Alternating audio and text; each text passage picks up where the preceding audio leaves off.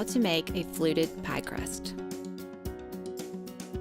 You will need 1 recipe of prepared pie dough, all-purpose flour, a rolling pin, and a 9-inch pie plate.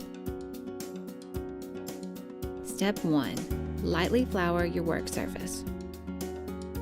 Step 2. Roll out your pie dough and transfer it to a pie plate.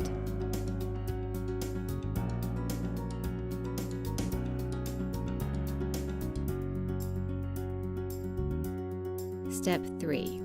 You can use a knife or kitchen shears to trim the overhang so it's 3/4 to 1 inch all around the pie.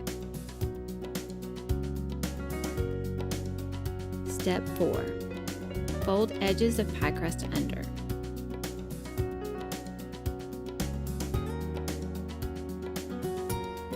Step 5.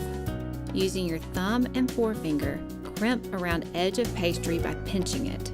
When pinching, push forward on a slant with a bent finger and pull back with your thumb. Continue this all around the pie plate. This is an easy way to make a fluted edge on a pie crust.